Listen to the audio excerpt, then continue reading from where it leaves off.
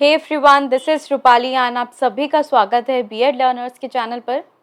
तो देखिए, आपका हमने इससे पहले सेशन में ईवीएस की आपको मैंने सीरीज स्टार्ट कराई है। तो ईवीएस के अंदर हमने स्टार्ट किया था पार्ट 1, जो हम ऑलरेडी कर चुके हैं। ईवीएस आपका ये बीएड सेकेंड ईयर का सब्जेक्ट है। तो इसके अंदर हम ईवीएस को, ये आपके काफ़ी टेट के एग्जाम में भी यूज़फुल रहेंगे क्वेश्चंस, क्योंकि मैं उनको डीप स्टडी कर ही आपके लिए प्रिपेयर किए गए हैं। तो इन्वायरमेंटल एजुकेशन के अभी हम सिंपल टू कॉम्प्लेक्स तक चलेंगे। अभी हम आपको थोड़े से सिंपल क्वेश्चन देखने को मिलेंगे, फिर आपका धीरे धीरे लेवल इंक्रीज होता चला जाएगा। तो ये हैं आप लोगों के 2021 के एमसीक्यू क्वेश्चंस ईवीएस के। Is that clear? और ये है आज का आपका पार्ट रहेगा पार्ट 2, और पार्ट 1 हम ऑलरेडी कर चुके हैं इससे पहले सेशन में।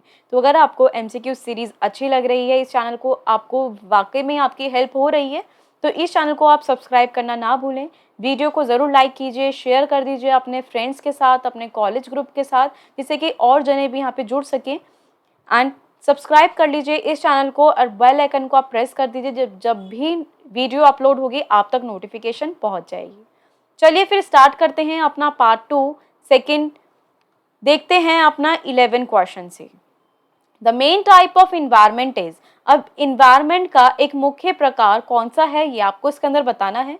Natural environment, man made environment, या दोनों ही होते हैं, या नन ऑफ द अबव।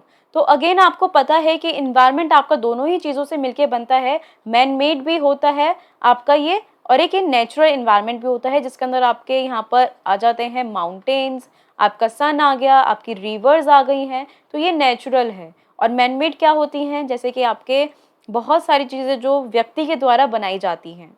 तो इसका जो करेक्ट आंसर हो गया वो है आप लोगों का सी ऑप्शन। दोनों ही ऑप्शन इसके अंदर करेक्ट हैं। Next, Rigveda advocated to worship. अब ऋग्वेदा के अकॉर्डिंग सबसे ही पुराना वेदा है ये, तो यहाँ पर ओल्ड वेदा है ये, तो इसके अकॉर्डिंग इन्होंने अपने वेदास के अंदर किस से वर्शिप करने को कहा गया है। ट्रीज और प्लांट्स, एनिमल्स, बर्ड्स, या सभी। तो देखिए, अगर आपने पढ़ी हो अपनी बुक तो उसके अंदर एक क्वेश्चन गिवन है, तो उसका जो करेक्ट आंसर है आप लोगों का वो अगेन जाएगा आपके डी ऑप्शन के साथ यहाँ पर। तो ऋग्वेदा के अकॉर्डिंग भी यहाँ पे ट्रीज और प्लांट्स दोनों से, एनिमल से भी और बर्ड से भी, क्योंकि आपके नेचुरल में भी आ जाते हैं। तो यहाँ पे इसका जो करेक्ट आंसर है वो है आपका सभी से इन्होंने वर्शिप करने को कहा गया है। Next, the narrow perception of reality is the main cause of. अब आप देखिए यहाँ पर कि वास्तविकता की संकीर्ण धारणा का मुख्य कारण क्या हो सकता है आपकी।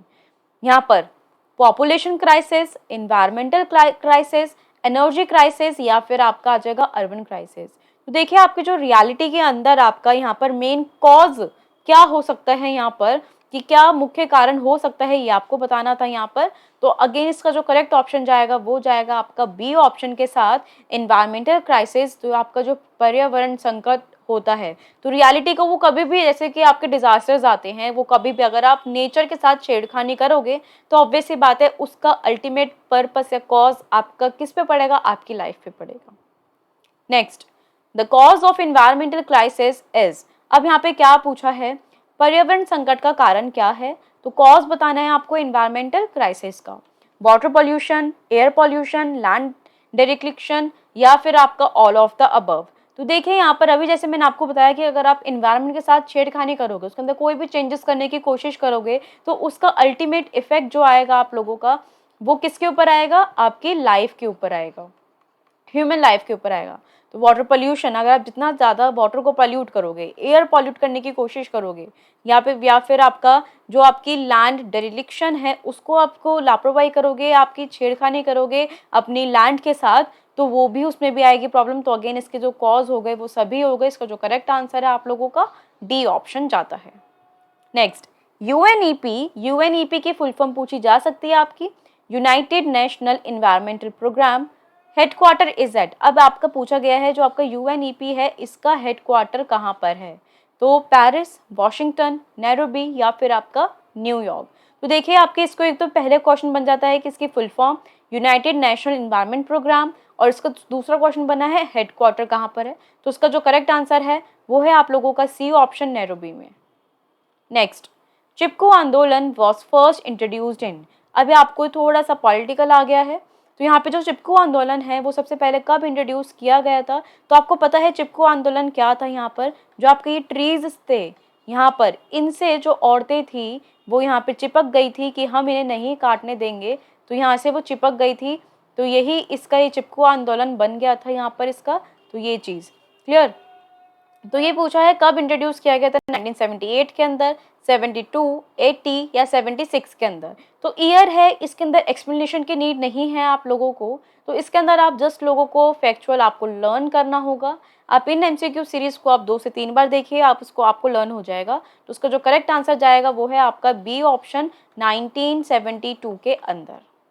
Next, temples of modern India are. अब यहाँ पर क्या बोला गया है? मॉडर्न इंडिया के टेम्पल को क्या बोला जाता है? नेशनल पार्क, सेंचुरी या डैम्स या ऑल ऑफ द अबव। देखिए आपको थोड़ा सा अटपटा लग रहा होगा ये क्वेश्चन, पर अगर आपने बुक को आप गो थ्रू कर रहे हो तो इसका जो करेक्ट आंसर बनता है वो है आपका सी। तो देखिए यहाँ पर मैंने आपको एक्सप्लेनेशन दी है। Temples of modern India was term coined by, ये जो आपका टेम्पल ऑफ मॉडर्न इंडिया ये जो टर्म है ये पहली बार किसने करी थी? इंडिया के फर्स्ट प्राइम मिनिस्टर ने। यहाँ पर प्राइम मिनिस्टर पहले कौन थे? यहाँ पर वो थे जवाहरलाल नेहरू। तो यहाँ पर उन्होंने ही ये टर्म को कॉइन किया था। और यहाँ पर कब किया था ये? तो यहाँ पर जब आपका कंस्ट्रक्शन हो रहा था भाखड़ा नांगल डैम, क्लियर। तो जब ये कंस्ट्रक्ट किया जा रहा था ये डैम, तो इसको डिस्क्राइब करने के लिए कि कुछ हम scientific research institute, steel plant हो गए, आपके पावर प्लांट्स हो गए, डैम्स हो गए, तो इसको लॉन्च करने में पहली बार इंडिया में, वो भी आफ्टर इंडिपेंडेंस, तो इसका बहुत बड़ा हाथ था। तो आपका इसे ही बोला गया टेम्पल ऑफ मॉडर्न इंडिया। तो ये आपके इंडिपेंडेंस होने के बाद इसको प्रोजेक्ट को स्टार्ट किया गया। तो उसका जो करेक्ट आंसर जाएगा वो जाएगा आपके सी ऑप्शन से। तो आपको ये डैम भी याद रखना है, Bhakra Nangal dam. Next, Tehri dam is situated on. आपका जो अभी तेहरी डैम है वो कहाँ पर स्थित है या फिर आपका सिचुएटेड है? बेलांगना ने, भागीरथी, गंगा या नन ऑफ द अबव। तो करेक्ट आंसर देना है। ये आपके एक जीके से भी रिलेटेड क्वेश्चंस हैं आपके, और बुक के अंदर आप पढ़ोगे तो आपको करेक्ट इन्फॉर्मेशन भी मिल जाएगी। तो उसके लिए आपको पर बुक को गो थ्रू करना होगा। तो इसका जो करेक्ट आंसर है आप लोगों का वो है बी ऑप्शन भागीरथी। तो ये यहाँ पे तेहरी डैम कहाँ पे सिचुएटेड है? आपका भागीरथी में। Next, methods of soil conservation is. अब देखिए सॉइल, यहाँ पर जो आपकी मिट्टी होती है उसकी संरक्षण के काफ़ी तरीके होते हैं। बायोलॉजिकल हो गया, मैकेनिकल मशीन से रिलेटेड हो गया, या फिर आपका बोथ हो गया, या नन ऑफ द अबव। तो इसका जो करेक्ट आंसर जाएगा वो है आपका बोथ। आप सॉइल को कंजर्व कैसे कर सकते हो? दोनों ही तरीके से, मशीन से भी कर सकते हो। आपका मैकेनिकल क्या हो गया? आपका मशीन्स जो आप आजकल यूज़ करते हैं, और बायोलॉजिकल जो आप जैसे कि नेचुरल पदार्थ को यूज़ कर आप करते हो। लास्ट क्वेश्चन देखेंगे, नेचुरल रिसोर्सेज आर। अब इसमें से आपको बताना है कि आपके जो प्राकृतिक संसाधन हैं वो कौन से हैं। यहाँ पर फॉरेस्ट, सॉइल, वाटर या ऑल ऑफ द अबव। तो इसका जो आपका करेक्ट आंसर जाएगा वो है आपका डी ऑप्शन, कि फॉरेस्ट क्या है? आपके जंगल हो गए, सॉइल मिट्टी हो गई, वाटर पानी हो गया। तो ये सभी आपके क्या है? नेचुरल रिसोर्सेज हैं, ये आपके जो यूज़ किए जाते हैं। तो उसका जो करेक्ट आंसर है अगेन आपका वो है आपका डी ऑप्शन। क्लियर हुआ आप लोगों को? तो आज का सेशन था ये आपका 20 क्वेश्चंस हो गए हैं आपके कंप्लीट पार्ट 2 ईवीएस के अंदर। आई होप कि आपको अगर ये सीरीज़ अच्छी लग रही है, क्वेश्चंस आपको समझ में आ रहे हैं कि क्या चीज़ें यहाँ पर पढ़ाई जा रही है, आपको डिलीवर की जा रही है, तो आप टेलीग्राम से जुड़ना ना भूलें। इस वीडियो को लाइक ज़रूर कर दीजिए एंड शेयर कर दीजिए अपने फ्रेंड्स ग्रुप में, अपने कॉलेज ग्रुप में, जिससे कि काफ़ी यहाँ पर एक्सपीरियंस यहाँ पे जुड़ सके इस चैनल के साथ। और यहाँ पे सब्सक्राइब के साथ साथ बेल आइकन को भी आपको प्रेस करना है यहाँ पर, जिससे कि आप लोगों को जब भी आपकी ये वीडियो अपलोड हो तो आप लोगों तक पहुंच जाए, नोटिफिकेशन आप लोगों को मिल जाए। क्लियर? और ये मेरा इंस्टाग्राम अकाउंट है, यहाँ पर आप फेसबुक पे भी फॉलो कर सकते हो। और पीडीएफ का जिसे भी चाहिए तो वो मुझे इस नंबर पे कांटेक्ट करेगा पीडीएफ के लिए। क्लियर है? चलिए, thank you so much, keep studying.